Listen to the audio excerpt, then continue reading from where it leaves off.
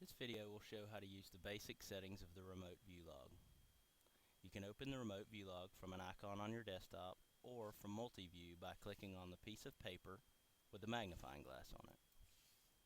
Once you have opened remote view log, it operates very similarly to the DVR. You can select a camera up top. You can select a date and time, and then a time. If this is in the way of anything, you can drag this around. Now, we are looking at a fisheye. In a fisheye, you need to break this video up to make it usable. So what we can do is we can select single view, fisheye, and then how we want to look at it. Quad view is one of the more popular views. And then we can move the video around just like we do in the live view. Now, let's turn that off. You can search your different videos, and it works just like a DVD player. You hit play to play the video, pause to stop it, and if you need to, you can go frame by frame, or you can go all the way to the end or the beginning. You can also select this. Let's get out of the fisheye.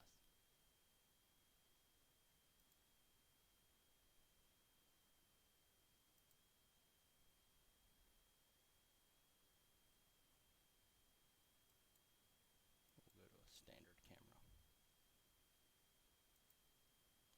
In a standard camera, you can select right here, and it will allow you to zoom in and zoom out by double clicking. Now once we have watched our video and we decide that we want to save a video, there are several different ways to do so.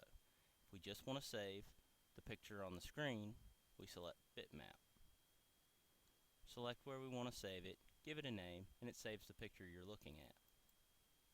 If you just want to print the picture on the screen, you just select print.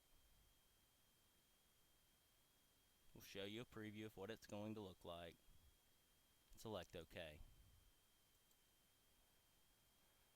Now, the two most popular things to do are to make an AVI video or a backup.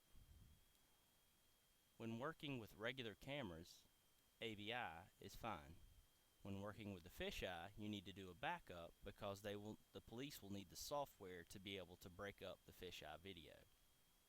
I will first show you how to burn an AVI file.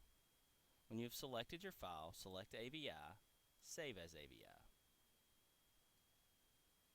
It will give you a beginning time and an end time. You can select which one you want to look at. Go to Setting, and the primary thing you want to remember is to change this codec. This is a format that is only usable by something that has the GeoVision codec. However, if you click on the drop-down menu, you can select WMV9, which is a Windows Media Player format. Change that. Select up here is your Save As button. It will allow you to pick where you want to save it, what you want to name it, and then you click OK, and it will save your file. The other option is to do a backup. The nice thing about a backup is you can do multiple cameras and multiple times. If you select backup, it will pop up this window. If you are using a flash drive, you will say using hard disk and go find that flash drive with this button here. If you are using a CD, you will not be using this right here because we do not install any separate burning software, so you will use the burning software provided by Windows by checking this. Now, this is your time frame box. This shows any video that you have added. If you select Add Time Frame, you can select which cameras you want to be in that time frame and the date and times that you want that to go from. We'll select 8 o'clock to 8:30. Okay. We'll actually uncheck some of these so we don't have so many to save.